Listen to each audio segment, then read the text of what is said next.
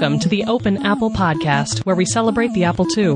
Whether you're a longtime user, a nostalgic visitor, or a newcomer to the community, join us as we share news and memories of Steve Wozniak's most famous personal computer.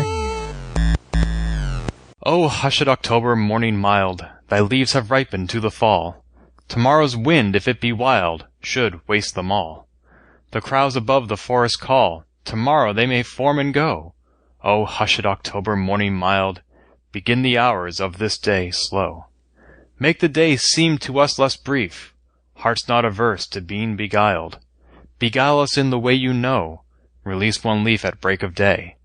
At noon release another leaf, one from our trees, one far away. Retard the sun with gentle mist, enchant the land with amethyst. Slow, slow, for the grapes' sake, if they were all, whose leaves already are burnt with frost, whose clustered fruit must else be lost, for the grapes' sake along the wall. Ladies and gentlemen, welcome to the Robert Frost Podcast. My name is Mike McGinnis, and with me as always is my co-host Ken Gagney. How are you today, Ken? I am fine and happy to welcome you to a gentle October in our third year of Open Apple. It's crazy. We've been doing this for almost 4 years now. It is crazy. We have no right to have been on the air for this long. Thanks to all the fans and listeners and people who seem to enjoy listening as much as we do making this thing. Yes, and we want to hear from you, and we have a new method by which to do so. Tell them all about it, Ken. Well, as always, you can email us at podcast@open-apple.net. We're happy to accept your feedback, respond to it via email, and read your emails aloud on the air. But now you can communicate with us via the same medium by which we are communicating with you. When you go to open-apple.net in your web browser, there's a new button on the right side that says Send Voicemail.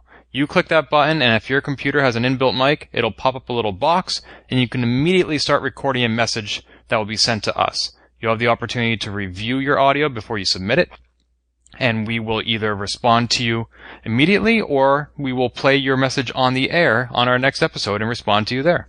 Woo! Yeah, we think this will be a lot easier for people because you don't have to remember a Google Voice number, you don't have to click an email link and start typing, and it's just a little bit more parity with how the medium of the podcast works.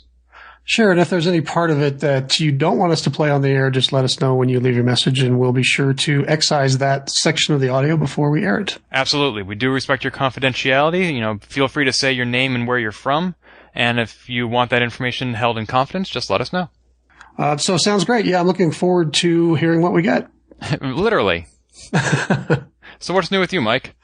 Well, things are a little bit tense around here. The government obviously shut down last week and shows no sign of getting back to work anytime soon, which means that I'm furloughed. To make things more frustrating, I can't get another job until they solve this issue. So I'm just going to go ahead and sit back and enjoy this podcast with you and not think about that for a couple of hours. Ken, how are you? So does this mean that you have all the spare time in the world to work on your retro computing projects? Yes, I'm afraid it does. And how are you spending that time? I'm ignoring the retro computing projects. I have always found it easier to be motivated to get things done when your time is limited. When you're coming home from work and you've had a consistent energy level all day and you carry that over into your personal projects. I agree. And in fact, I'm having to conscientiously make sure that I keep up a detailed schedule and reminders and everything, because otherwise I just end up not doing what it was that I thought I was going to do and surfing Tumblr or Facebook or whatever and wasting the day. So Facebook and Tumblr, you're not one for Reddit? I dislike Reddit intensely. Are the reasons for that appropriate for this podcast? I just don't like the interface. I think it's ugly and it's hard to find anything and it's a mess. Fair enough. I've tried looking for stuff on there. I mean, I have no problem if somebody links me to specific content. I can spend anywhere from a minute to a half an hour reading all the comments on that one page, but to actually go looking for something or to subscribe to a subreddit, that's not something I do either. Right. Yeah. If somebody, like you said, if somebody sends me a link, sure, I'll be happy to go check it out, but I'm not going to spend the day trying to browse around that thing. Good. You have better things to do anyway. You're right. I do. Like ignore my retro computing projects. There's that. How are things out east? Things are good. Our government is shut down, but I do not work for them. I have many jobs, and none of them are for them. Oh, good. I've been doing a lot of fall cleaning around here. I have boxes and upon boxes of junk that I've collected over 15 years, and I just keep moving from apartment to apartment. I finally decided to go through it all and see what's there. And there's a lot of stuff that it's not surprising. I knew I had this stuff. I just hadn't seen it in years, and so I hadn't been thinking about what to do with it. And now that I'm finding it, I'm like, oh, I know what to do with that. Sounds like fun. Yeah, I found a couple of old CDs, some of which I'm mailing to the International Center for the History of Electronic Gaming at the Strong Museum in Rochester, some of which are going to Jason Scott. I found some off-brand MP3 players that I put on eBay. I found a LANceGS Ethernet card, which is being sent to an Apple II programmer who knows what to do with it. You just happen to have one of those lying around in the closet that you forgot about? Well, I didn't forget about it. I knew I had two of them. I just didn't know one of them was in this box I was going through. Ah, okay. I bought these back when they were new, and I never used either one because we didn't really have easy access to broadband back then. I just bought it as sort of a insurance. And then by the time easy broadband access was available, the Ethernet card was available and was, by all accounts, a superior product to the LANceGS, so I've never actually used this card. Oh, okay. Yeah. Well, it's good that you found another home for it then. Yeah, I'm going to keep one as a backup, but I have another one to send to this gentleman. Let's see. I found a 7-CD disc changer, which I posted a message on Facebook and CSA2 to try to get rid of. This was given to me by a CompuServe sysop back in the 90s. He did not have a SCSI interface, so he gave it to me because he knew I had an Apple II. And I never actually got it working on the Apple II, but I did very briefly back in the day have a PC box that this was hooked up to, and just before I shipped off the disk changer, I thought, maybe I should just make sure it's empty. So I plugged in the AC, not to a computer, just the power, and I opened up each slot, and out of the 7 slots, I found 6 old CDs. Wow, nice. Yeah, one of them was the SSI Volume 3 of their AD&D games that has, like, The Lost Frontier and Treasures of the Savage Frontier and games like that. Oh, wow. Yeah, good stuff. Neat. Yeah. I found that cleaning stuff out like that for me is a difficult prospect to think about. In other words, I think through the inventory in my head and, well, no, I can't get rid of any of it because I need this for this and this for that. But when I actually go through and get rid of stuff, it's a very satisfying feeling. Yeah, I have a really hard time throwing anything away. But finding a new home for it, I'm very happy to do that. Yep, I agree. Now, you moved last year. How long did it take you before you felt settled in your new home, if you have yet? We're still working on that, actually.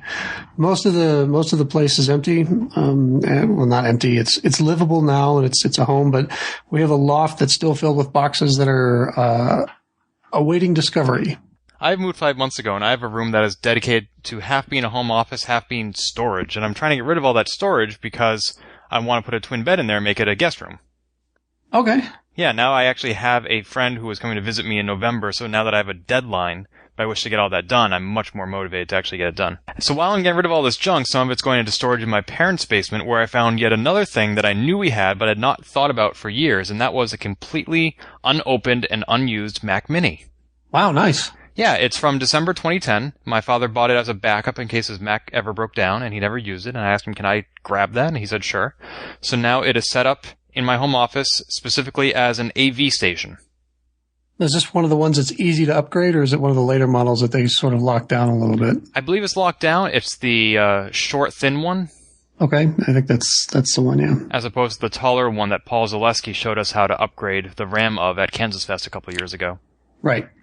Yeah, so this is a small one. It's only got about 4 gigs of RAM, but it's got Mountain Lion, so it's my first time running Mountain Lion, really. And I'm recording this podcast on it. Very exciting. Sounds great so far. Thank you. So that's why I was having a little bit of trouble getting our recording started, is because I had a completely blank Mac Mini. Rather than copy anything over from my laptop, I am installing stuff anew, so I had to install Skype, Audacity, Wiretap. Oh, yeah. Yep. And then I also installed Final Cut Pro, which is a little intimidating. Yeah, I saw that you purchased that. I actually have that installed on my MacBook Pro here, and as you said, it is overwhelming. Yeah, I mean, I can see how some of it looks like iMovie, which I'm familiar with, but other parts I'm going to have to figure out, maybe to take out a book from the library. That's what I did. And it's still intimidating? No, I just take it in small chunks and try to digest one little piece of the interface at a time, and doing it that way makes sense. It's not something I can sit down at a computer in 30 minutes and pick up, but right. that's okay, because it seems to be worth it. There's quite a lot of good stuff in Final Cut. I know the terminology like events versus projects, but now Final Cut Pro introduces the term timeline, which I need to get my head around. Yep. I was wondering what other people do with Mac Minis, because I was thinking I could put it in my entertainment center and somehow use it as a station not just to edit and produce media, but also serve it up to my television. I've seen other people do that. If any of the listeners have ideas for what you would do if you were given a Mac Mini, go ahead and leave us voicemail or send feedback to podcast@open-apple.net. I'm pretty sure I'm committed to using it as a rendering station, but I'd like to know what else other people are doing with theirs. Yeah, I'd like to hear that too. I don't personally have a Mac Mini, but from everything that I've seen, they can be very versatile toys for people who want to hack new projects. And Charles Mangan put one of those, I believe, in an Apple IIc. Wow, I guess the new Mac Mini probably is thin enough to fit in there. Yep. Interesting. So yeah, I'd love to hear what people are doing with that. But there's a reason I'm going to be rendering so much video soon. Why is that? And I'm actually taking some time off from work next month. It is the first time ever in my life that I'm taking a day off from work for video games.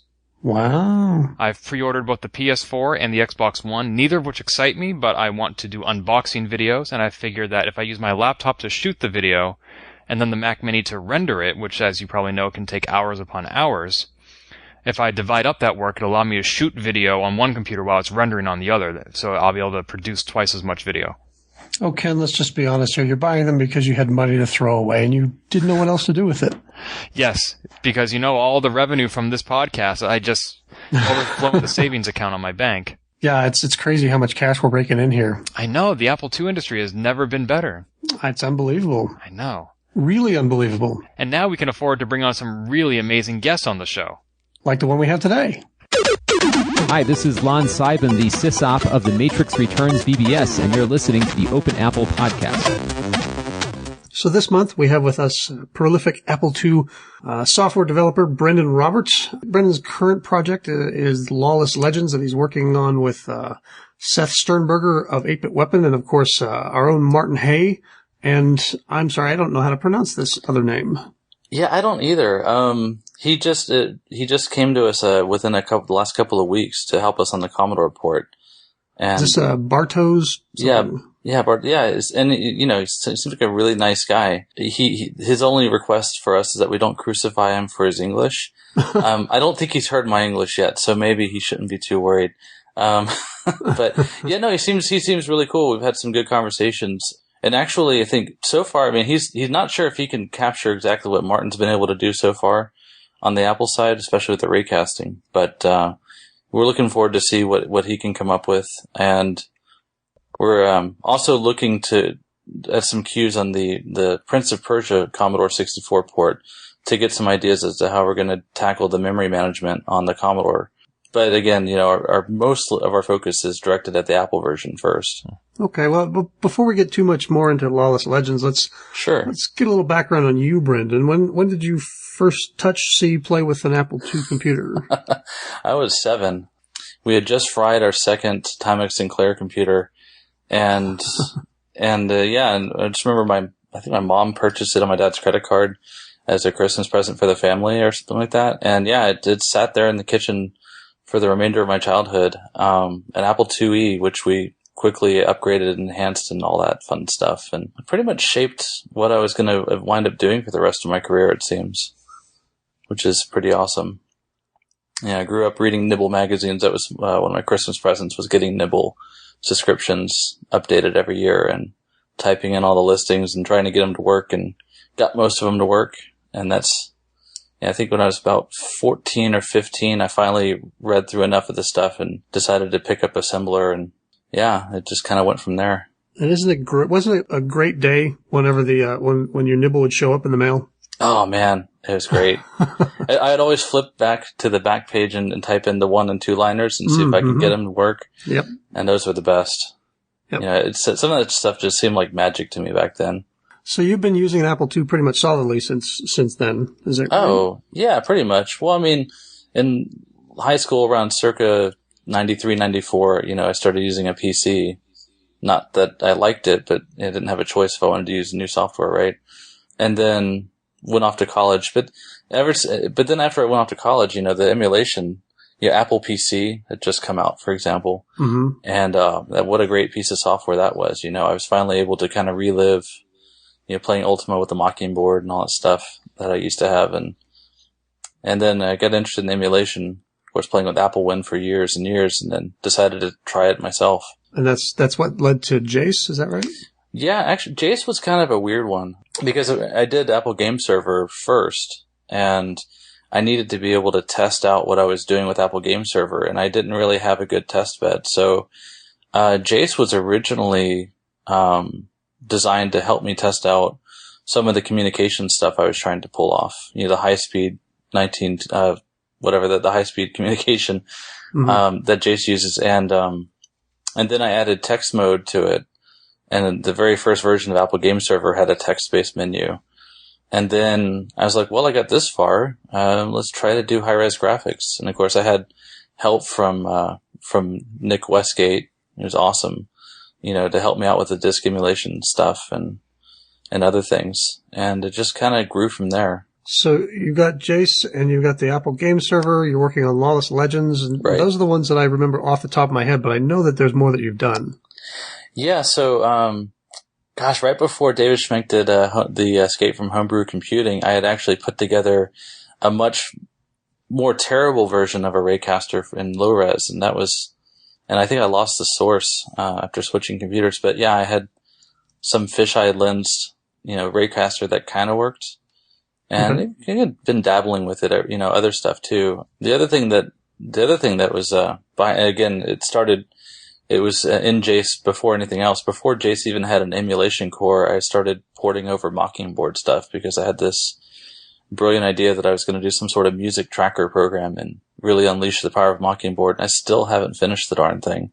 But, it's now JACE has working Mockingbird support. And if you look at the source code of JACE, there's actually like a pattern editor. You can edit a pattern of music notes and stuff, and it's not hooked up to anything. Oh, so. Yeah, I've learned the hard way that Swing is very limited in terms of what you can do in Java, and it's not very fun to program with. So with Lawless Legends, experimenting a lot with Java effects, trying to do some new ways to tackle these things. And I think I'm probably going to start trying more Java effects now that it's becoming the replacement for Swing. Okay. And I'm optimistic. Maybe I'll be able to get somewhere with that. We'll see. So JACE is the Java Apple Computer Emulator. How does this differ from the other emulators out there, like AppleWin or Sweet 16, other than the language it's written in? What's the difference to the end user?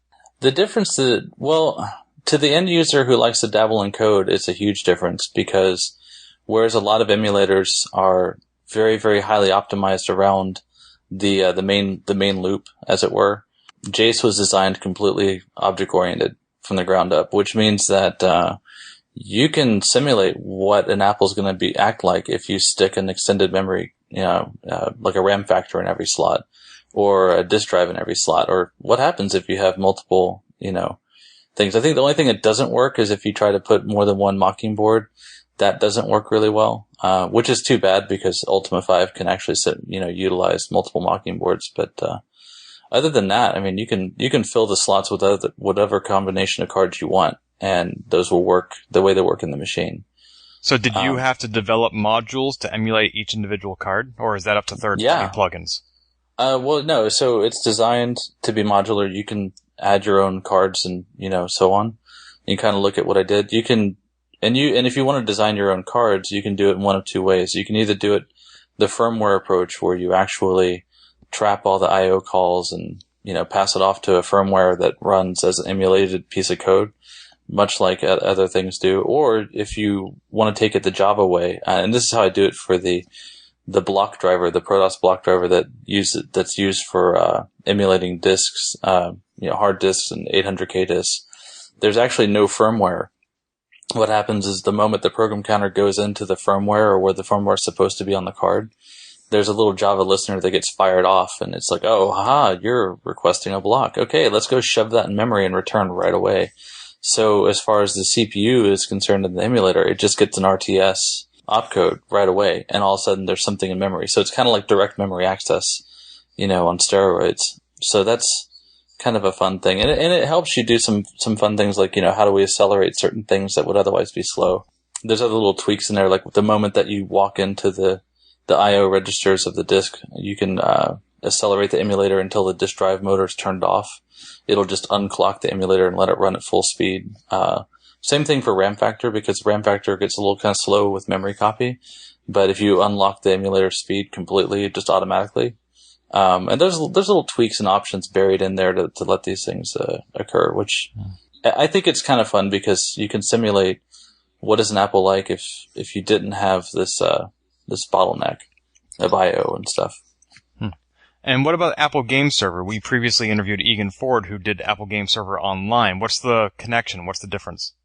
So, Egan actually, he reached out to me before he shipped it. He's like, hey, can I use the logo? I was like, oh, yeah, sure. What are you doing? And then I saw what he was doing, and I saw his, and I think what he's doing, especially with the, with his compression tricks, just amazing what he can, pull out. I mean, if we could do the same kind of thing that Egan Ford did, loading things over cassette at just insanely high rate on something like a Commodore, which takes like 5 minutes to load a game, if you can imagine that sort of thing.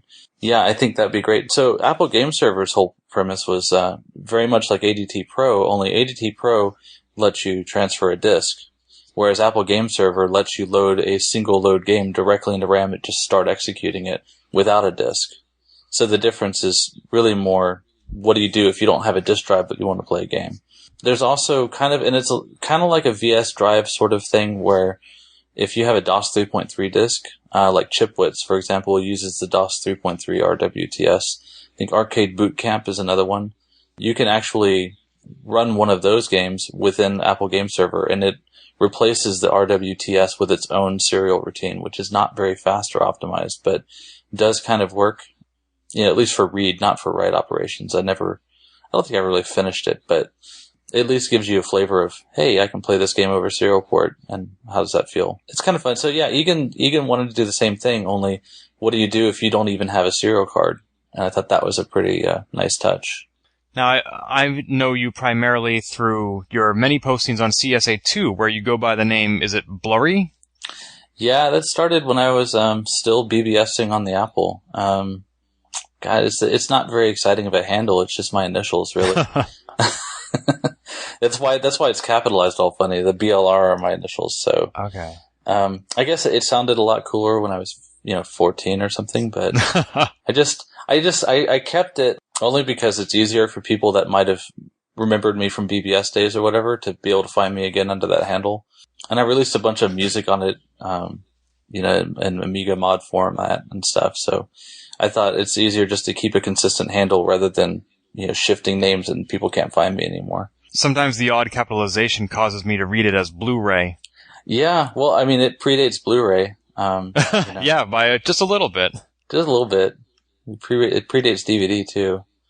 Yeah, that's it. And I think I use Bad Vision's an alternative, just kind of a play on Blurry. And that's why you see the Lawless Legends stuff is registered under, there is a Blurry account that's already registered in GitHub by somebody who doesn't even use it. Yeah, just kind of pick something similar. So I guess that brings us to Lawless Legends. How did you get involved with that project?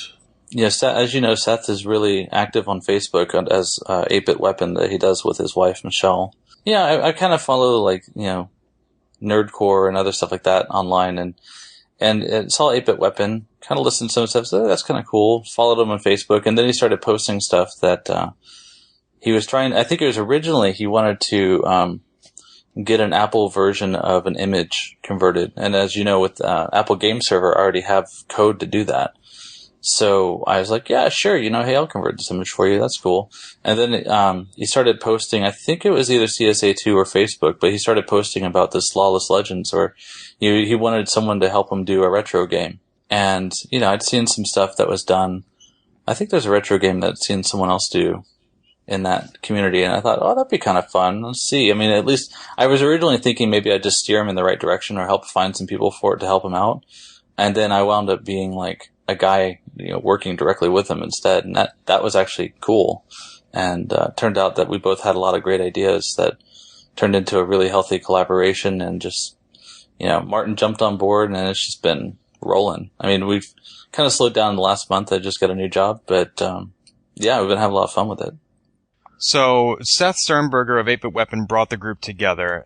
What is the division of labor between him, you, and Martin Hay? And we know the other gentleman is doing the C64 stuff, so what are you three doing with the Apple II? Seth has a lot of great ideas, so he's definitely the creative owner of the story and the plot, and he's done a lot of the art so far. Martin, as you know, is very, very talented Apple coder. So far, Martin's done a lot of the Raycaster.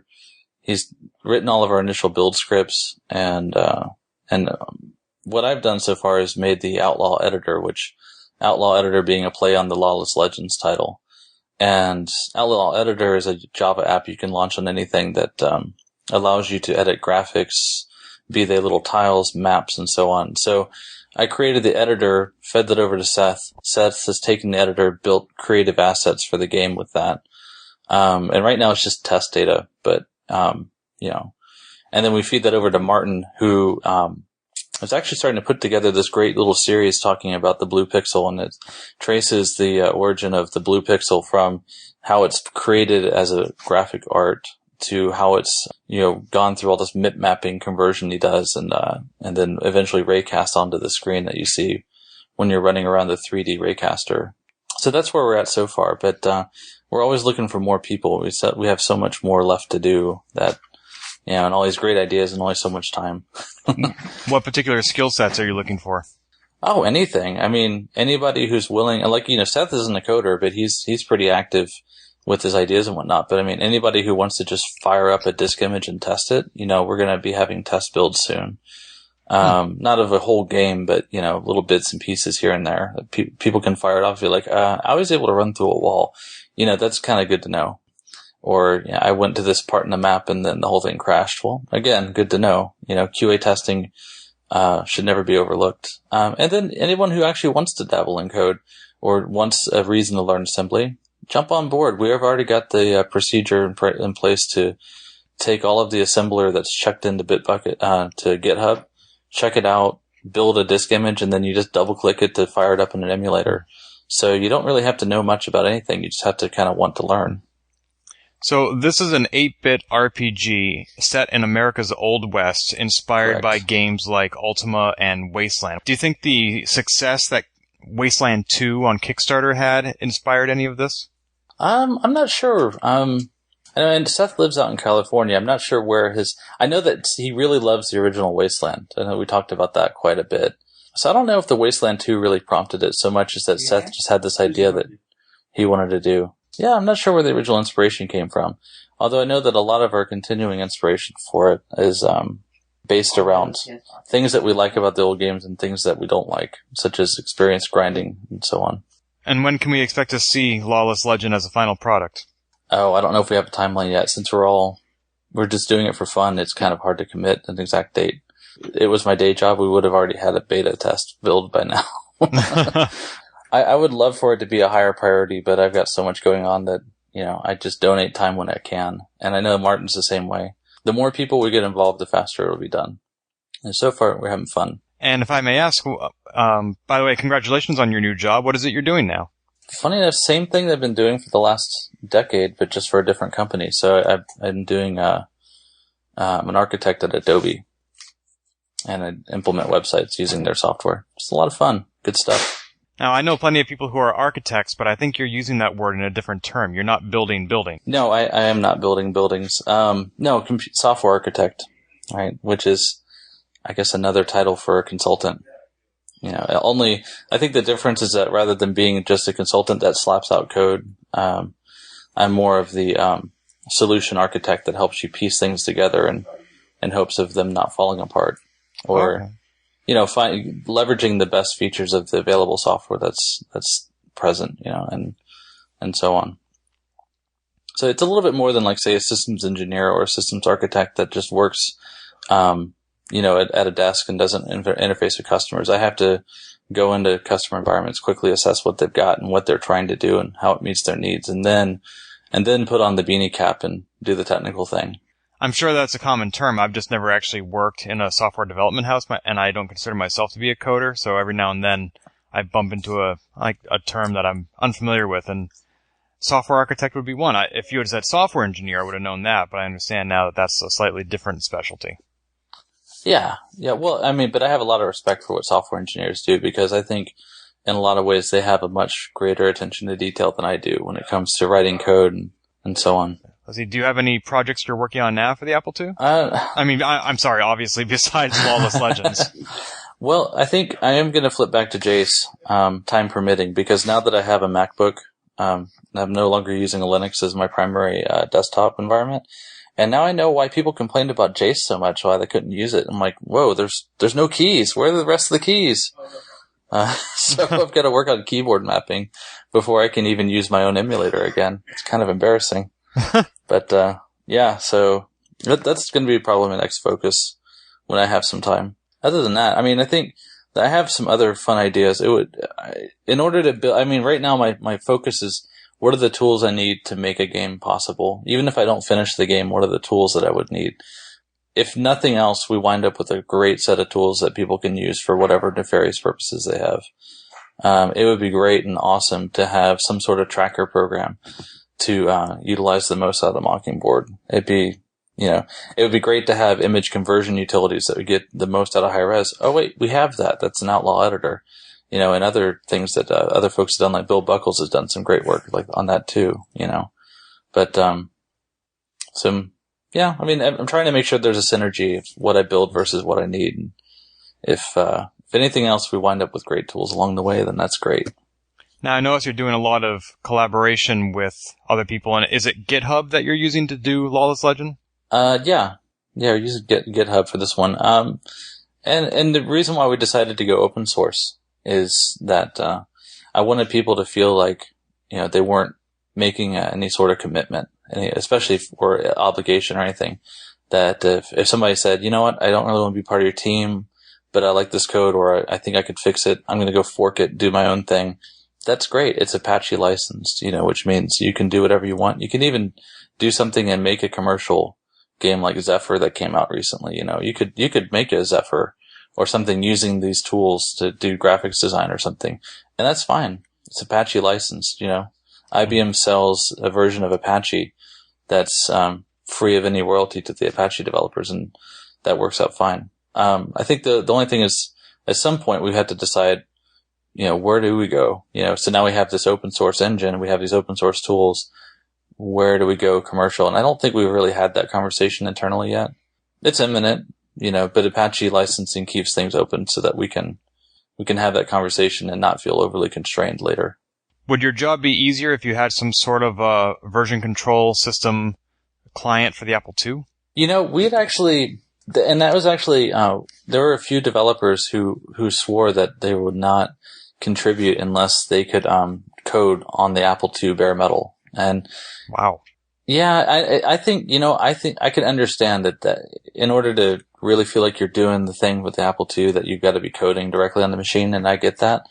But ultimately, we looked into what does it take to synchronize between the Apple II and your desktop computer, and that's doable using like Apple Commander and other stuff, but it certainly adds a lot of process. And then we've got to ultimately synchronize the code on GitHub. So Martin and I, came up with a plan. And right now what we do is we check in our code to GitHub. All of that synchronization happens through GitHub, and it works great. It's very simple. It stops you from stepping on each other. You can review things. You can look at what people are checking in. You can comment on it. It's nice. It's very simple. And then you pull out the code, run a script, and then you wind up with a disk image that you can go and execute. So, you don't have to do a whole lot. We're trying to, the repeatability of it is such that we're trying to bring people in and not push them away, but having some overly complicated process. We want to simplify it, lower the bar as much as possible so that people aren't feeling constrained or intimidated by a complex tool set. I mean, we're using CC65, mostly for its assembler right now, but maybe we'll have some C, I don't know. But, with CA65, which is easily obtainable and very portable across platforms, I think it simplifies a lot of things. Huh. For what we need. I mean, I know a lot of other people are using CA65, so we tried to pick something that was familiar. This is a very ambitious project on all levels, and not just the end product, but even just the production methods. It is. Well, and you know what? And if it all falls apart or it doesn't get all the way finished, then we have some repeatable processes people can take and put into their own projects. So nothing is a waste. You think of it from like a recycling perspective. There's so much that we've done already that if other people wanted to kind of pick up that torch and run with it in their own projects, then that gets them so far, that gives them so much momentum off the starting line that they don't have to reinvent all this stuff. That's why I was all in for it. That's what really excited me about the prospect of this, is that it's not an all or nothing. It's, we've already gained so much that even if we don't finish it in this form, we have so many things we can use for other stuff. It's just, it's all a win-win. Excellent. Well, I look forward to seeing the fruits of your labors. We do too. I did send you guys a disk image, and I don't know if you got it before the call, but, there was a demo of Martin's Raycaster that I sent a disk to you. Yeah, I got the disk image. Haven't gotten to play with it yet. I think he briefly showed it to us at Kansas Fest when he demoed the game. He did. The Woz saw it. I mean, that's pretty awesome, right? I know, really. I mean, you can't hope for a better audience than that. No, you really can't. And I really particularly like that the Woz picked up that Outlaw Editor does all the NTSC emulation of color and everything, because it has the JACE video code ripped out, and JACE does NTSC artifact. It's the only way we could have, said this is going to give you the best emulation for high res, because you're going to see what it looks like while you're working on it. And the Woz noticed that, and I thought that was particularly cool, because I know that the video aspects of the Apple II are one of the things the Woz was the most proud of, Mm-hmm. So I thought that was pretty neat that he saw that one, and he picked that up pretty quick. Well, if anybody is going to pick it up, it's the Woz. God, I hope so. Otherwise, I'm lost. Get what's new and exciting in retro computing with 2 News. Just to mix things up, let's start this month's news section with games. Let's talk about Blocks of Destruction, which is a game I played in early September at MIT at the 2nd annual Boston Festival of Indie Games, or Boston FIG. There was an article in the Boston Globe about this event, where local game developers who don't have big funding or big publishers are nonetheless putting forth their latest games for Mac, Windows, Xbox, PlayStation, iOS, and Android, and etc. And one of the games that the Boston Globe was looking forward to is called Blocks of Destruction, and I took one look at it and I thought, wow, what a blatant ripoff of Martin Hay and his Structurous game. Because in Blocks of Destruction, you play a little guy inside a Tetris wallet trying to avoid getting crushed. Sound familiar, guys? Those jerks. Yeah, how dare they? Well, it would be rather bold of me to say that they actually ripped him off, even though I actually just said that. There are no new ideas under the sun, and the odds of them playing an Apple II game and adapting it for a modern PC was pretty unlikely. But still, I kind of wish that Martin Hay got an article in the Boston Globe looking forward to his game, although he did get a nice review in Retro Gamer magazine and in JuiceGS. Once I got my hands on Block of Destruction, turns out they're nothing alike. Blocks of Destruction, for one, uses a Virtual Boy-esque color scheme. It's all black and red. And secondly, it's a 2-player game. One person's controlling the blocks, the other person's controlling the guy in the well. Thirdly, the blocks are not traditional tetraminos. They're quite irregularly shaped.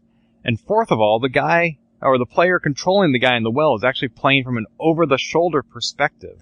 It's not a 2D look at the well like you'd normally get in Tetris. You're actually seeing the guy running around and jumping almost from his own perspective, which is a little disorienting because the Tetris field is not very deep. It's 1 block deep.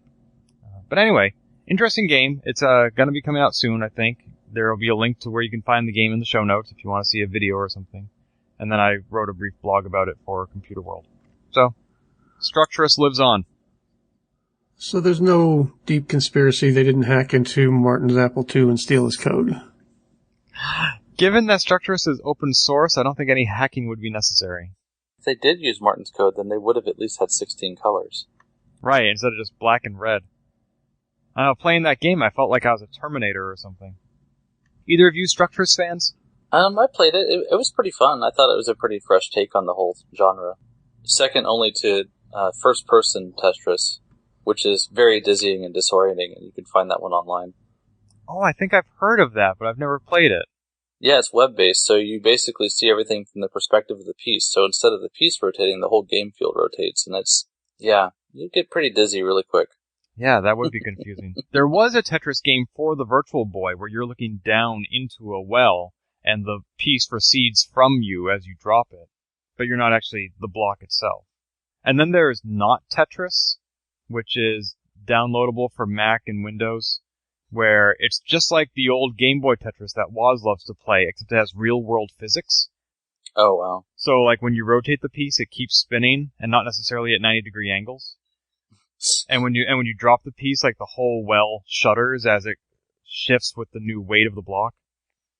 It doesn't sound very winnable. It's almost about as bad as Bastet, which is a command line, something I saw on Linux. I'm sure it's in other platforms, but Bastet was designed to give you the least possible usable piece at any particular point. So it'll tell you. So instead of having the little box that says, here's your next piece, it says, this is the piece you really want that you're not getting. And it gives you, it's awful. Oh my gosh, I have to try that. I have to give it to my friends and not tell them that this is the bastard form of Tetris. Like, oh, here, play a game. I love it. They'll hate you for it, but yeah, do it. I recommend YouTubing their reaction. Ooh, I could put that on my YouTube channel, which is all game-oriented. Excellent, I just found my next million hits. Thanks. Oh, boy. All right, let's move on to... Maybe we should have talked about this right after Lawless Legends, because we have an RPG on the agenda this evening. That would be Ultima 4. I think this was... Wayne Arthurton put this on Facebook. Andrew Rowan put it on the Kansas Fest list. It's been all around. There is a free iOS version of Ultima 4, which was released for the original Nintendo as Ultima 2, I believe.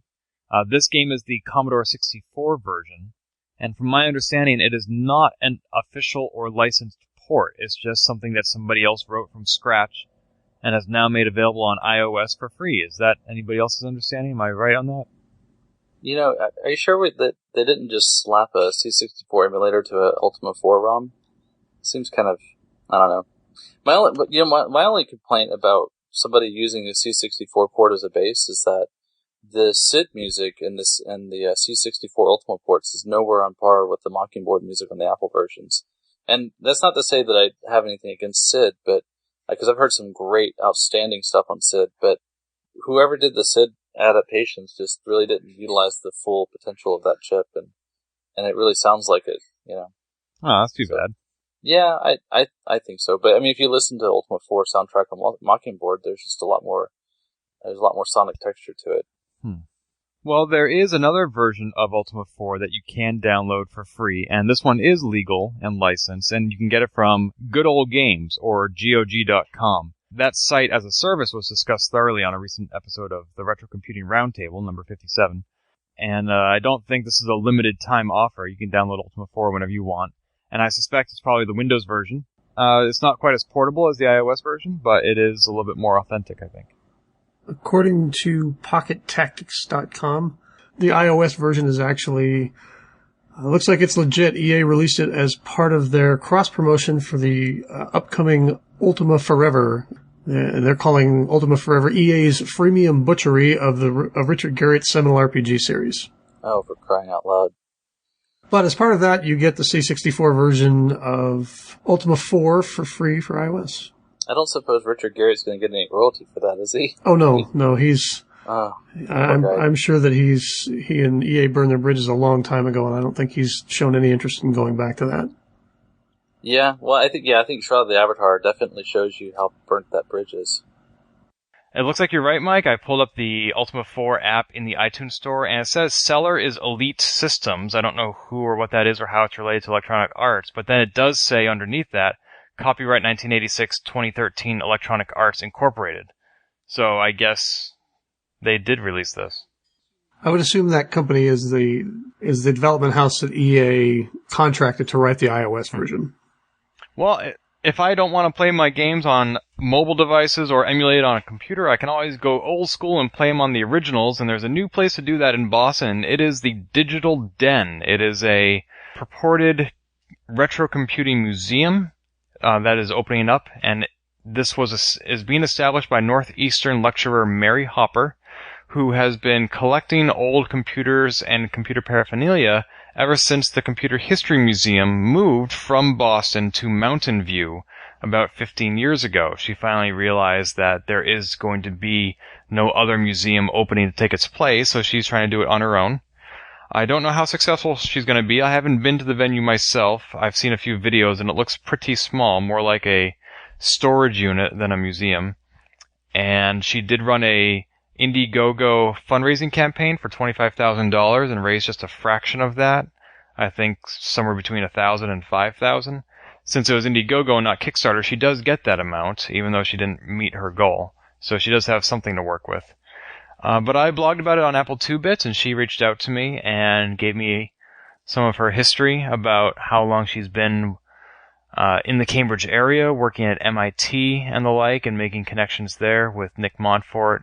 And my friend Dave Ross, who is on Twitter as @C64, that's the letter C, the word 60, and the number 4, he went to the Digital Den, met Miss Hopper, or Professor Hopper, and was quite impressed by both the hardware and the individuals involved with the program. There is some sort of an open house or launch party coming up on October 20th, to which I'm invited. I will be attending that and reporting back on what I hope will be a new establishment in the Boston area. Do either of you have any sort of classic computer archives in your backyards? I don't know if it's in every town, but the local Goodwill here in Austin always seems to collect stuff that comes through their donation piles, and they have a free little Goodwill computer museum, and it always has Apples on display, but it also has other things like Timex Sinclairs and Trash 80s, and they even have part of a Cray system. They have a relay computer that they just made someone made as a project and created a fully working relay computer that's actually functional. I think they do events there too every now and then. It's just a little tiny room, just a little bigger than maybe a couple of garages, but I mean they curate this stuff pretty nicely, and they have a rotating exhibit, which is pretty cool. So anyone that's near the Austin area should check that out for friends. You never know what you'll see there. So this is more than just the usual $1 or $5 computers that are for sale at Goodwill. This is an actual display. Yeah, no, they actually, if they have like an Amiga that comes through, then they'll actually, pick it up and see if they can get it working and put it in their rotating exhibit. They had some, actual mock-ups, like actual physical mock-ups for the original Game Boy. So you see like this, it's like a stone slate or a clay slate version of a Game Boy that was actually used as a prototype mock-up. Huh. And so they have all kinds of interesting stuff in there every now and then. Brendan, you mentioned being in Austin. Isn't that also where Rooster Teeth is headquartered? Yeah, oh no, there's a whole bunch of studios here, a lot of interesting ones. Huh. Like Retro Studios is here in Austin. Those are the people that did Donkey Kong Country Returns. And Zynga has a big office here, not too far away from my house, actually. Oh, the guy's responsible for Farmville.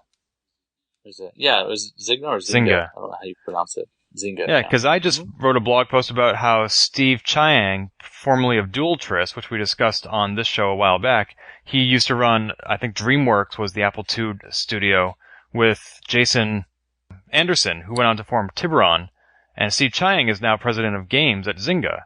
No, I'm sorry, Ion Storm was in Dallas. But I think that's where John Romero had his huge Apple II reunion gathering of all these old school programmers and developers maybe like a decade ago.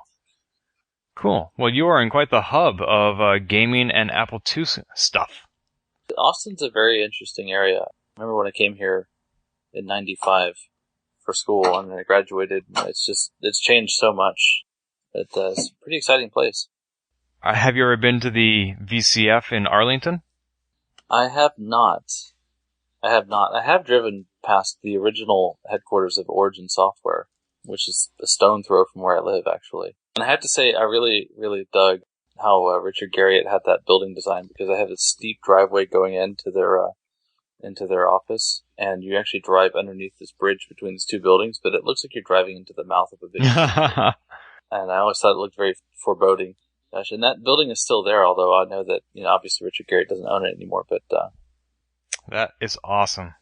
Is that the same house that Richard Garriott owned, which we talked about on this show about a year ago, about how he was selling it? Yeah, he's selling that mansion, but he still owns all this property. And actually, there's a theater on the grounds of his property, and it's actually like a scale version of the Globe Theater. You can actually go see Shakespeare plays there and stuff. They sell tickets. The Baron's Men, I think, is the name of the troupe that he sponsors, and it's a fantastic venue.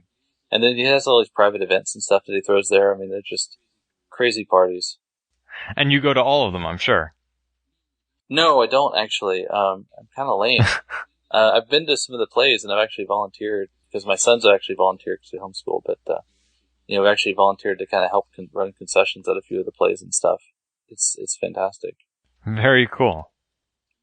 I remember that my first experience, we were coming back from one of the productions. It was about this time last year, Halloween time, and he had some private fundraising thing that he was doing on another part of his property.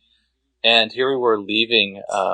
We were leaving after this performance, and it was dark outside, and there were like people camped on the sides of the roads, dressed as zombies, and actually trying to like attack our car as we were driving out of there. Because of the haunted house he was doing on another part of the property, but these people were like really like in character for it. They escaped that region of the estate and were attacking you now.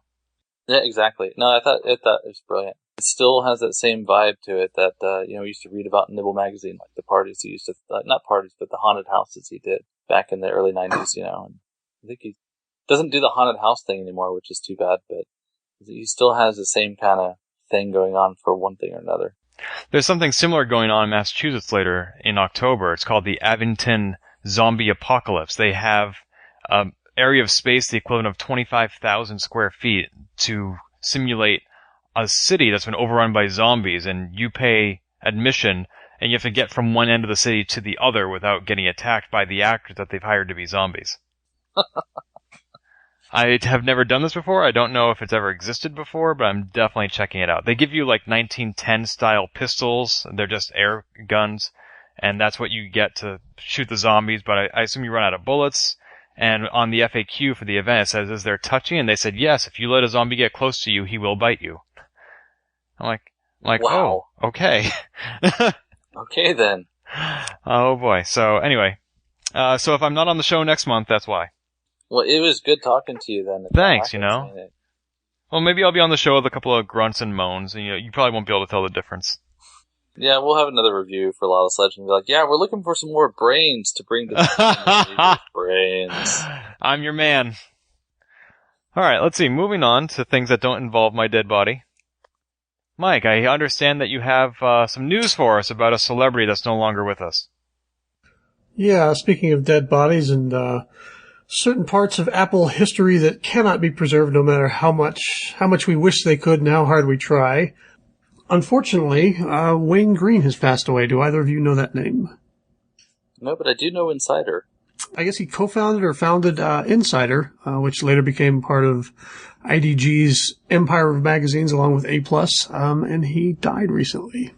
Wow, and he was also an editor of CQ magazine also. Yeah, he did a bunch of magazines and ham radio related stuff after he sold InCider.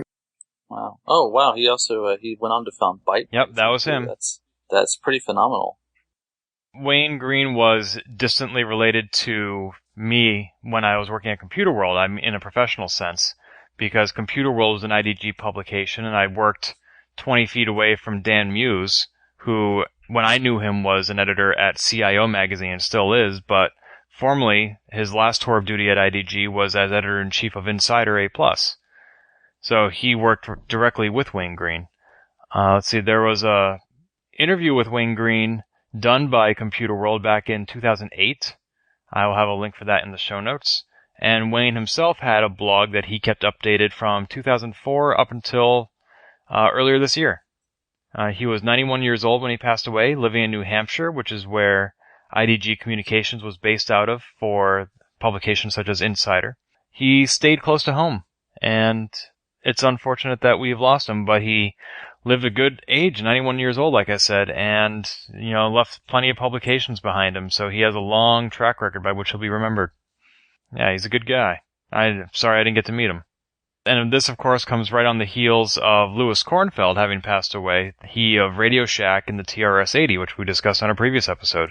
thanks to listener Kurt Johnson, who originally alerted us to this passing. I saw it on Twitter and Facebook later in the day, but Kurt was the first one to let us know. I passed it along to Dan Muse, and he hadn't heard it yet. I passed it along to some other IDG employees as well, who have been in the industry for a while, and they were all surprised and sad to hear of Wayne's passing. Now, Brendan, you said that you grew up reading Nibble. What about InCider, A+, Byte, any of those? I did read InCider a little bit. Pick up newsstand copies of them back in the day. But I think InCider wasn't around quite as long. And I think the reason why I was always drawn to the other magazines more is that Nibble was a little bit more consistent. Yeah, I mean, I unfortunately didn't get to read much of either of them. They were a little bit before my time. I have a copy of Nibble right here in my hands, actually, that I bought or was given by Stavros at Kansas Fest a couple of years ago. This is the June 1990 episode, or issue. InCider and A+, they were, as I discovered when I interviewed Dan Muse for JuiceGS last year, they had some politics that they had to struggle with because there was also Macworld in the IDG family. So that limited how relevant they could stay. They saw the Apple II going away and the Mac coming as the next big thing from Apple, but they were limited in how much they could cover it. Eventually the magazine just had to go away because they couldn't evolve into something that competed with another publication in the same company. Well, there's another magazine that is in one form or another alive and well, and that is Soft Talk, which was not a long-lived Apple II magazine, but a popular one, a well-read one. And its former director of marketing, Mr. Jim Sammons, is alive and well and is creating the Soft Talk Apple Project, a living history of early Apple microcomputing. He says this is a website that he has created all about the history of the magazine, I believe, and maybe even some scans. I think he's still kind of putting it all together. He says, my goal for this pre-launch version of the About page is to brief you as cogently as possible on the rather grand vision and goals for the Soft Talk Apple project. Yeah, I read it. It looks very detailed, so it sounds pretty exciting. And is this basically an archive, kind of like how Mike Harvey did with Nibble Magazine, or is this something original? This looks like an original project that he's sort of put together based on the original Soft Talk. He's talking about doing data mining and telling old anecdotes and stories, and so it looks like it's going to be a lot more than just a collection of scans, which I'm actually really enthused about. Excellent. There was a lot of talk for a long time on that Soft Talk Forever Facebook group about, hey, are we going to scan this? What's the deal? And so I finally messaged Margot Comstock and said, hey, can I do this? Do you have a problem with it? Because obviously people want this and nobody else is doing it. And she said, oh, great, that's fine.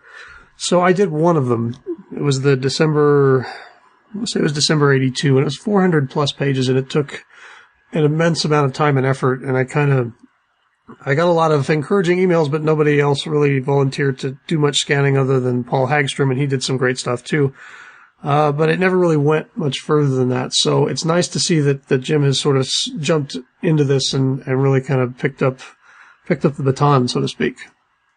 I mean, who better than one of the original Inner Circle? Yeah, no kidding. So I can't wait to see what this turns into. Although I am surprised, based on his LinkedIn profile, it looks like, as I said, he was the director of marketing, which is a step removed from any sort of editorial content. Sure, but I think he probably has a closer connection to that, to Soft Talk, certainly than I do, or maybe some of the other more regular scanners. And remind me what Margot Comstock's role was? She, for a while, was married to Al Tomervik. She, I think, went by Margot Tomervik or Margot Comstock Tomervik. And they were the editors and I forget the exact titles, but they were kind of the driving force behind Soft Talk. Cool. I hope that whatever Jim Sammons is doing is with their blessing. She posted in the Soft Talk Forever group asking him what his intentions were about the project, and when he told her, she seemed very enthused. So, what are your intentions toward my daughter? I mean, magazine. Well, that was kind of the tone she took. It was sort of funny. But it sounds like they decided to play nice. Yes. Well, cool. I'm glad to see this coming up. Here's some other magazine news. JuiceGS issue number 71 just shipped. That is the volume 18 issue number 3 for September 2013. Woo-hoo! Yes, indeed. Yay! Brendan, what do you care? I do have an Apple II GS, so it is relevant. I'm just kidding. I'm just kidding. Yeah, this is our annual Kansas Fest issue. It has a cover story all about the event held a couple of months ago in Kansas City. We have concurrent coverage of Oz K-Fest, which was held in July down in Australia. Of course, I'm saying we because we not being Open Apple, but we being JuiceGS, me being the editor, and Mike being the... What's your role again? I'm a staff writer. Yes, you write staffs. That's right. Thank you. I do. Yes, I'm just a generic body to push a pen across a piece of paper for Ken. No. You compose all the music for JuiceGS. You're a staff writer. Oh, I see. Staff, don't they have a cream for that? Yeah, you really should get that looked at, Mike. But anyway, yeah, so that issue is out and in the mail, and I sent a copy to Mr. Randy Wigginton, since we wrote about him. I thought he might like to see what we have to say about his keynote speech. And yeah, it was a lot of fun to put together, and now I'm looking forward to the December issue, which is the last issue of JuiceGS this calendar year. Oh man, I almost had a heart attack. And then there'll be 4 more in 2019. Or, no, the 19th volume in 2014. Well, it's good to know that you'll be publishing well into the future. I mean, I do have plans for the future of JuiceGS, but I'm not planning that far out. Jeez, I mean, this is the Apple II industry. Take everything day by day. Or at least year by year. So that's me tooting my own horn. I'm done now. How about them CFFA 3000s, Mike? What did you happen to review for JuiceGS 2 years ago? I did. Wonderful piece of hardware. And in fact, probably looking back over the years, other than maybe the accelerators, I'd say that this is one of the most useful pieces of Apple II hardware that's ever been made. And now you can buy them again. They're back. They're available through Richard Dreher's website, the guy who designed the card. They do have a limit of 2 per customer again, and they tend to go really quickly. So if you're interested and you didn't decide to go in on the first 2 runs, now's your chance. Yeah, and definitely, for what he's asking, if you go on eBay, if you're lucky to find even an old one on eBay, they still go for even more than what he's asking. And I think this is pretty exciting to see it come back again. And how much do those go for? Is it 100, 150? I think there was 149, and then if you bought the remote cable that allows you to switch disk images on the fly, that was an additional $20. That's such a great feature. I mean, especially if you're playing like an Ultima 5 or something, Now, it was actually just this summer that I finally installed the CFFA 3000 that I bought about a year earlier.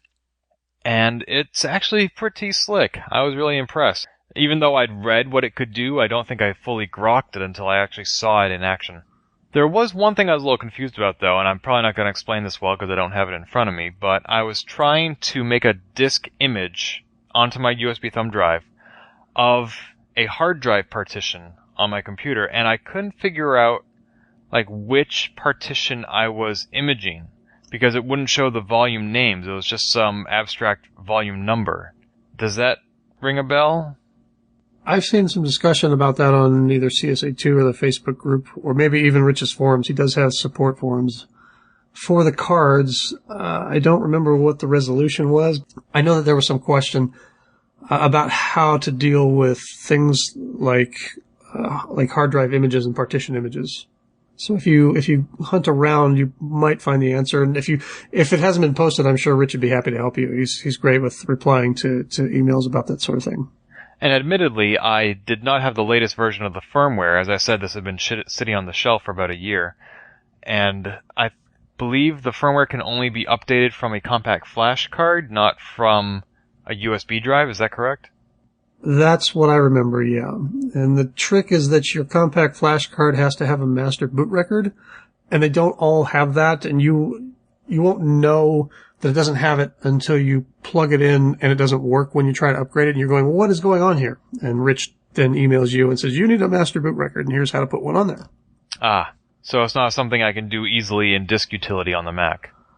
It takes a few steps, and my memory is that you have to have a Windows machine to put the MBR on the card. I could be wrong because I don't have the documentation in front of me, but that sounds familiar. If he gives you the raw MBR, you should be able to put it on with the DD command, which is available on Linux, and it should be available on Mac as well.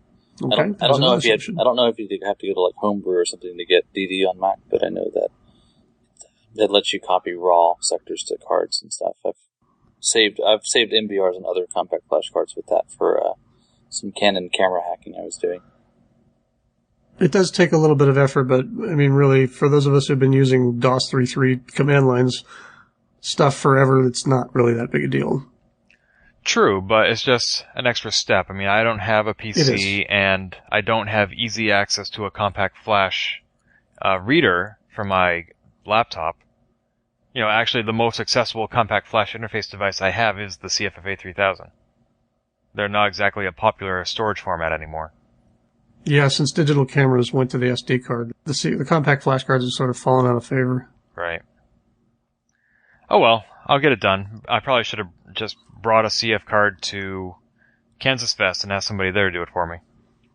That Apple IIe that was put on display at PAX East this year? Oh yeah, the one that that Paul and Wayne and Andy and TJ and I did. Right. So, Ken, you asked me if I could donate some software to that on actual floppies for attendees to use and play the games and get a feel of what it was like to use an Apple IIe. And I was able to quickly and easily use a CFFA 3000 to turn a bunch of disk images back into real floppies for that project. Who knows if we would have even been able to put that together without the CFFA 3000. Just now when I listed everybody who contributed, sorry I forgot your name. I mean, I was just thinking about who was... You were here to remind me, but I was just trying to quickly think who was actually at that event. Because we had a group photo taken, and I'm just thinking, I have a very visual memory. I'm like, who was there? Who was there? Mike wasn't there. Next time I'll have a life-size cardboard cutout of myself made and shipped to you so that you can include it in the photo. Please don't. All right. You're no fun. More hardware news. Charles Mangan, who we interviewed last month, actually, for Open Apple, has announced that his retro connector joystick shield will be available this November, and he's taking pre-orders now. That's pretty cool. I don't actually know anything about this particular piece of hardware that he was making. Brendan or Ken, do you? Yeah, so it looks like you can plug an Apple joystick into his connector shield and then use your Apple joystick from your computer as a modern peripheral. So it's plugging an older Apple joystick into newer hardware? That's what it looks like, yeah. Okay. It looks pretty exciting. I could see that being useful if you wanted to play Load Runner in your Virtual 2 or Apple Win, and being able to play it with one of those plastic Mach 2 joysticks would be pretty cool. Yeah. Oh man, I love my Mach joystick. There's nothing like having something that's auto-centered, you know. Now, just like his current retro connector shields for the keyboards, there are two different models, one to plug an Apple II keyboard into a Mac and one to plug a Mac keyboard into an Apple II. Charles is working on going in the other direction for the joystick, so you can plug a modern USB joystick into an Apple II. That will be a separate product. He's hoping that will come out in November as well, but it's a little bit more complicated piece of hardware. But altogether, he is finding it much easier to create products that interface the two axes of a joystick than it is the multiple keys on a keyboard. So he kind of wishes he'd done this project first. Yeah, no kidding. Yeah, because I mean, especially reading two axes, you're just reading a variable resistor, and he's using a TNC, so I can see where that would be much easier for sure. Have either of you used either of his current retro connector products? I haven't, but I've seen the stuff that David Schmink's done with them, and it's pretty cool. I got to play with the keyboard model that he had set up at Kansas Fest, but I did not spend the money to buy one myself. Yeah, and as I've mentioned, I feel a little guilty about not having bought one because I said I wanted to, but my limitation is that his current products don't work on the Apple II GS, which is the one model of computer I do have. Maybe I should buy them anyway and just let them sit there, but I'd rather give him money and be able to speak authentically about how great a product it is that I bought from my own usage. And he assures me that something will be coming down the pipeline.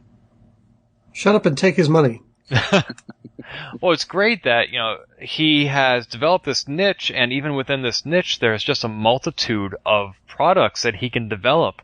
And it's really just a matter of queuing them up in the order in which he wants to produce them. First he'll make the keyboard go this way, and then the keyboard will go that way, then the joystick, and then the joystick, and, maybe he'll do mice next, and there are other models of Apple II he can add compatibility with, and it's just so many options that he has. It's exciting to see what he's going to do next. It's nice to see that he has he sort of stepped up a little bit and filled some of the vacuum that was created when Henry and Anthony decided to close up shop with Reactive Micro. And I know that this is not on the scale of the amount of product that they were offering, but it's nice to see that at least some new hardware is out there and available and in development. Yeah, and Charles is a established manufacturer. He has his own online store through Tyndall.com, so he doesn't necessarily have to let one person be the hardware developer himself and then let somebody else be the retailer or marketer like Syndicom is for so many. Charles is just one-stop shopping, and, if some other shop decides to close up, doesn't affect Charles. He just keeps on going. Let's see, Brennan, you just sent us a link. Is that something you want to talk about? Oh, well, no. So you were saying you wanted to get your Apple IIGS keyboard working, and I was remembering that the Apple IIGS keyboard is based on the Apple Desktop Bus, and it was interchangeable with the old Macs, ADB keyboard and mice. So I think if you got a solution that worked for the old Mac keyboard and mice, it would probably work for your Apple IIGS keyboard and mice as well. That was my only contribution to that. And there's a review here on CNET of a Teensy USB controller and a Griffin ADB iMate and some other devices you can use to make these things work. I might have that Griffin iMate around here somewhere. I had not personally used those, but I would expect that should work as expected. If it does what it says it does. Maybe I should try that out. I think I may have bought an iMate when I originally tried to get ADT Pro working. I know I saw it in my desk at Computer World, and I emptied out my desk when I quit back in January, which means somewhere in this house, but as I mentioned in the intro, I've been doing a lot of cleaning and haven't unearthed it yet, so maybe I'll find it soon. Well, good luck. Let us know how it goes. Well, thank you. Be sure to carry a lantern with you or you'll be eaten by a grue. Who wants to tell us about A2 Cloud? So it looks like A2 Cloud's whole goal is to be taking a Raspberry Pi and turning a Raspberry Pi into an appliance that kind of wraps together other things in the community have done with ADT Pro and VS Drive, and kind of produce something where someone can just kind of fire up the A2 Cloud image on a Raspberry Pi and just go from zero to serving up disk images. It's whatever. And that's actually, I think, a brilliant idea, because the Raspberry Pi has a nice form factor that makes it very attractive to just having a little bitty box behind your Apple IIc or your Apple IIGS or whatever, and being able to expand your storage options. Especially Apple IIc, you don't have a whole lot of options to begin with, So I think this is brilliant or evolutionary step in what we've already been doing in the community with ADT Pro and slaving our PCs or our MacBooks or whatever to the computers, and now we don't have to have another computer on the desk. We can just have a little bitty box with a couple lights on it. My understanding is that A2 Server and A2 Cloud both require the Raspberry Pi, correct? Yeah, I think when he says that A2 Server is a part of A2 Cloud, it says that the idea behind A2 Cloud is to provide a couple of virtual hard drives using David Schmenk's VS Drive, make it easy to get an Apple II or even a IIc on the internet. And I saw this demonstrated. I think the way you do it is you're able to open up a modem program and access the command shell from the Raspberry Pi going through the terminal window on the Apple side. And then you can use the FTP commands or whatever on the Unix side, and then turn around and download that using ADT Pro to either a disk, or you download that disk image and then tell the A2 Cloud stuff to go ahead and switch disk drive 2 over to this image that you just downloaded. It even has shrinked disk expansion and other stuff. So it's a pretty exciting collection of tools to make these things that would otherwise take a long time to do a lot more convenient and quick. Now, just to double check something, Brendan, you mentioned David Schmenk's VS Drive. Is that David Schmidt's VS Drive? I did misspeak. I'm sorry. I was thinking about something else that David Schmenk was demonstrating, where he stuck the Raspberry Pi inside the case of the Apple II, and it did something very similar. But yeah, you're right. David Schmidt did VS Drive. I made the same mistake this past week. I emailed David Schmidt. I meant to email David Schmenk because I just typed it into email, let it autocomplete, and they have actually not just similar usernames, but similar domain names as well. I actually do know the difference between them. I just emailed the wrong one. Yeah, and they both do really amazing stuff. They do. But I have to confess, I'm starting to get a little overwhelmed with all the options, because there's ADT Pro, there's VS Drive, there's A2 Cloud, there's A2 Server, and then David Schmenk, and I do mean Schmenk, means he has Apple II Pi, which he's demonstrated in all his YouTube videos. So it just seems like there's a lot of growing ways to have virtual drives and interface with the Raspberry Pi. And I think if I were to get a Raspberry Pi, which I don't have right now, I'm not quite sure where to start. Well, so A2 Cloud has a setup YouTube video. It's on the webpage, and it's in looks like it's in 3 parts. So that definitely would be a good place to go, at least for A2 Cloud. Yeah, otherwise, I think if you didn't have a Raspberry Pi and you just wanted to kind of get a proof of concept, then nothing beats getting ADT Pro and a serial cable on your Mac or whatever, and going the, I guess now the old-fashioned route of having a USB to serial adapter on a PC or Mac and trying that out and say, okay, well, is this the user experience I want from the Apple or no? And if it is, and you just don't want to have that computer lying around to connect it, then by all means, throw in a few extra dollars and get a Raspberry Pi and go for A2 Cloud or one of these other similar projects. I had the interesting experience a couple of weeks ago where I was talking to my 11 undergraduate publishing students, and I mentioned the Raspberry Pi, and they said, "What's that?"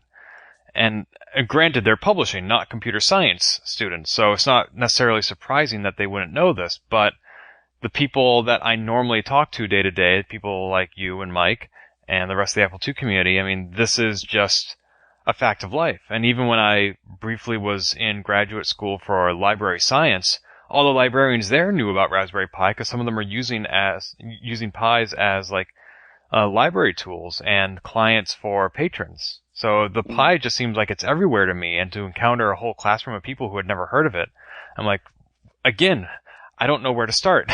How do I tell you what the Pi is?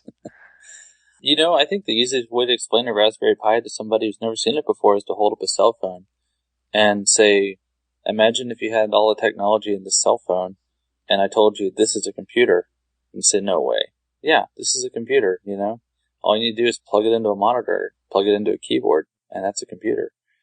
And goes from there, because that's what the Raspberry Pi is, It uses the same technology that was developed for portable devices, and it makes it a reality. I think in a really brilliant way is a good demonstration of kind of the democratization of technology. Things have become so small and cheap that we can actually go back to having a computer that you can turn on and program like you used to. Which I think is the original goal for the Pi, right? I think it's great. So it's the power of a modern cell phone with the openness of the Apple II. Yeah, that's the plan. I think the only trick on there is that the video chip is a slightly proprietary part. And if you want to unlock the full power of it, because it has built-in MPEG decoding, for example, then there's actually like a license key that you have to, because it, keeps the copyright holders happy, I guess. But you have to pay for the license to be able to use the MPEG decoding features built into the chip. Otherwise, you can do software decoding, and it's not as speedy. But that's how people have been able to turn the Raspberry Pi into like a media streamer, for example. Cool. Yeah, it's very exciting. I'm not sure any of my publishing students would be interested even then, though. I'm sure there are people out in the publishing industry who have made the Pi relevant to their work. I need to find these people and figure out how to bring that into my classroom. I've seen some really fun projects that people have done where they've taken like a Python script, and Python's very easy to jump into, and they've made like a alarm on a kitchen cabinet to tell someone that they shouldn't be in the cabinet, and they were just demonstrating how easy it is to interface the I/O pins to something as high level as Python. You don't have to know how to do assembler or C. You can do it from even simpler languages. Simpler. I think we're seeing it expand to other things, like they have Minecraft on it now and stuff. So. Jeez. Alrighty. Well, while we're all processing that, let's move on to the next topic, which is benchmarked. A2 Cloud sort of straddles the field between hardware and software because it requires the Pi and it runs on Pi or something. Benchmarked is also another tool for interfacing with hardware, and in this case it's measuring it. This is the piece of software. It's a 16-bit text-based application from Brutal Deluxe, the French programming group who we've had on this show a couple of times. And this is a benchmarking utility, of which there exist many others for the Apple II, but they are all aging and decrepit and are reflective of their era when floppy disks were the norm. The benchmarked utility, that's a capital B at the beginning, a capital D at the end for Brutal Deluxe, is designed to measure the speeds of compact flash and USB thumb drives, not those old SCSI drives that are collecting dust everywhere. So this is a free utility you can download from the Brule Deluxe website and start figuring out just how fast your interfaces are. I have not yet used it. Have either of you? Can't say I have, but it's Anton and Oliver. I don't think that we have to say any more, right? It's great. Yes, it comes with quite the pedigree. Everything they do is magical. What about you, Mike? I've not had the opportunity to use the benchmark tool yet, but I'm looking forward to it. My Apple IIGS, actually, since I mentioned I just put the CFFA card in it recently, before that, my primary storage medium was still SCSI hard drives. I'm sure Benchmarked works with that, but I doubt it's designed for it, and so I think I would be kind of missing the point if I was running Benchmarked on a SCSI drive. I guess I need to get with the times. Does it work? Yeah, it does work with SCSI drives. There are some sample test results on the Brule Deluxe website that includes SCSI. And yeah, I guess I need to get with the times, but, so much of what I do with the Apple II doesn't actually require an Apple II. Like podcasting, laying out JuiceGS, going to Kansas Fest. It's all sort of like me reporting on other people. So as long as other people are using the Apple II, I kind of don't have to. But I do enjoy my Apple II. I keep it up and running in my office at MIT, and I love having access to it. I love the conversation piece it is for my coworkers. I just bought some more microzines on eBay this past week that Sean Fay gave me a link to, and he just sent me another link to some more that are up for sale that I might pick up. So I'm still definitely an active consumer in the Apple II industry. I just don't necessarily get to play with it as much as I'd like. One thing I do like doing, though, is bringing my Apple II files onto the Mac. I did a lot of that when my father made the transition. He used an Apple II to run the family business up until '98. And then he got a Macintosh and was running Deja 2 in it, so he was still using Apple II software up until like 2004 or 5. And there were a lot of AppleWorks files that needed to be converted, and some of them were still converting after all this time. This is AppleIIWorks Envoy, and that is from the AppleWorks maven himself, Hugh Hood, who has written a variety of tutorials about AppleWorks, ProTerm and the like in CSA2. Real nice guy. Not often had the need to exchange emails with him, but I've always been pleased when I do. The other thing I was seeing recently, and it's not really Apple II AppleWorks related, but it is related to the ClarisWorks AppleWorks that was on all older Mac software versions. And apparently the newer versions of LibreOffice have an AppleWorks importer. Really? Yeah, I haven't tried it, but the screenshots actually show you the before and after. It looks pretty promising if you have some old ClarisWorks or AppleWorks files lying around. I think it was another former member of this podcast, another former guest, Lon Seidman, who recently pointed me via Google Plus to a service called Cloud Convert. It is a currently in beta, free, web-based tool. You upload a file to it, and it converts it any which way you like. So not exactly an entirely original utility, except that this one has the name Cloud in the title, which means it must be modern. It supports 148 different formats across audio, video, archive, etc. But again, it doesn't support AppleWorks. And what's the point if it doesn't support AppleWorks? I think you said it. I was really disappointed when DataViz stopped supporting MacLink Plus, which was a staple of the Mac environment for a long time. Especially, I think it came bundled with AppleWorks and ClarisWorks, and allowed you to convert all these different formats amongst each other, and that one did support the Apple II formats from AppleWorks. I started writing an article for JuiceGS a couple years ago. It took me a year before I finally got it published, and the time between when I started writing the article and when I published it, the article was no longer relevant because it was about MacLink Plus, and they'd stopped selling it. I wish they would release it to public domain or freeware or open source or something, because especially now that museums are starting to recognize the value of data preservation, having a means to convert those files, even if it's an unofficial or unsupported means, such as MacLink Plus would be, is valuable. You need to be able to have something to convert these old files. Agreed. Yeah, the preservationalist aspect of it is a very hard thing to look past. It's a very important thing. Unfortunately, it's also a hard sell. Just in case I didn't explicitly say what AppleIIWorks Envoy actually is before we went on all those tangents, it is a utility you run once on your Mac, and it immediately adds functionality that allows the Finder to identify what is a AppleWorks file, and it even, when you do a get info window, will show you what the file type and aux type are, and if it is a word processor file, then Spotlight will be able to index the text content of that file and show it to you in your search results, which is all pretty darn cool. And you don't need to grab the files off the original Apple II in any specific way. You don't need to run them through an importer. You just run this utility once, and you're done. Very handy. Alright, it looks like we're closing out the news section with a couple of eBay auctions. We don't have an eBay section on the show anymore, but we do like to discuss what we have found that is interesting or unusual, or, in other words, newsworthy, because this is the news section of the show. So what do we got this month? The first thing that we have is a bunch of items that purport to be movie props from the Jobs movie. Now, unfortunately, the seller doesn't offer any proof at all that that's what they're from. But Sean Fahey over at a2central.com posted about it, and he's got the link if you want to go right to the seller's listings. It's being sold by Matt 5-Star Studios with an underscore between each of those words. Currently listed are an Apple III and a bunch of Apple II Pluses, a couple of Mac Classics, and some other early Apple semi-collectible items. It looks like the Apple III is going for far less than the original Apple IIs. That's usually the case, yeah.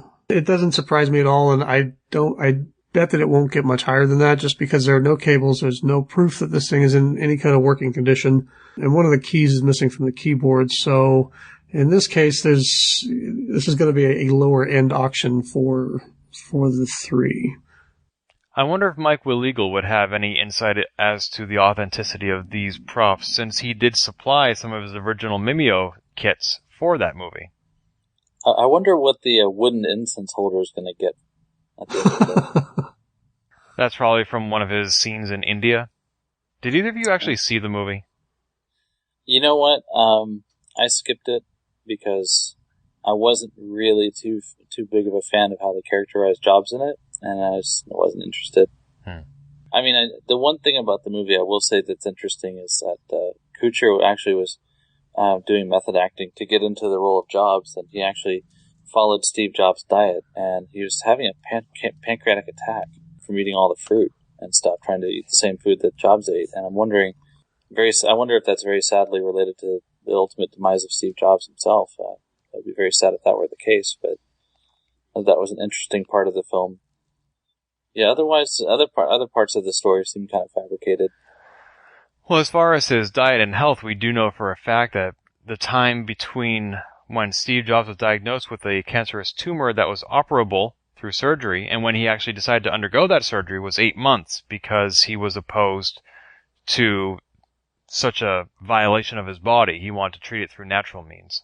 And if he had, gone for the surgery immediately, maybe things would have turned out differently. We'll never know. But you're right that he did lead an interesting diet and other lifestyle choices based on his view of what constituted good health and whether or not he would even need to shower while enjoying these diets. And then we have one more eBay item that I think Mike would know a lot more about than I would.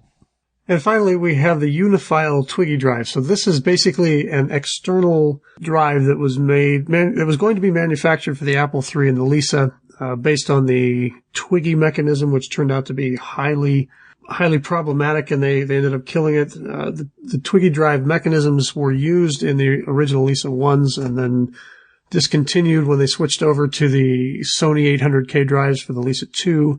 So there are a few manufacturing samples and prototypes out there, and this is one of them. They got so close to releasing it apparently that, and we know this because they actually released the controller cards called the Unifile controller cards for the Apple III in fairly large numbers. They're not crazy common, but not much for the Apple III is, but you can find them out there. So it looks like it was a last-minute decision based on how flaky the Twiggy drives were not to release it. Actually seeing one of these drives is highly unusual. Yeah, I'm just noticing on the back of the drive, it says serial number 108 written in Sharpie, but then on a sticker that's actually an old disc label sticker that's on the bottom of the drive, and also on the internal component, the actual serial number of the drive component on the inside is serial number 8914. I guess that's just for the internal mechanism. Currently, there's a starting bid of $3,750. There aren't any bids at all, but you can buy it right now for a cool $6,000. This would be a great investment to read discs that I don't own. Well, yeah, and it doesn't use a standard 5.25-inch floppy disk. You can't. You had to have the special Twiggy floppy drives that was not. Yeah, they were notched differently, so they wouldn't fit in a regular drive. Yeah. And they have the two windows on it, right? So yep. If you did try to, even if you were successful at putting an old 5.25 floppy in there, you would mess up one of the read heads because it'd be scratching itself against the plastic surface, right?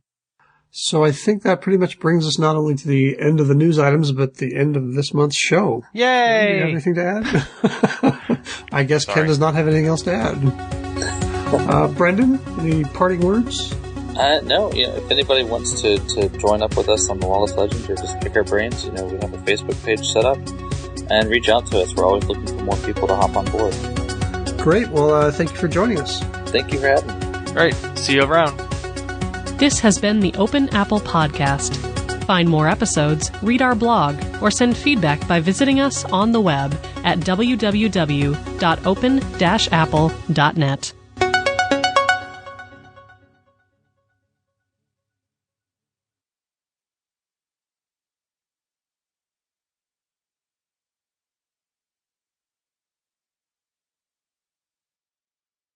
I'm going to become rich and famous when I come up with a device that allows people to stab each other in the face over the internet.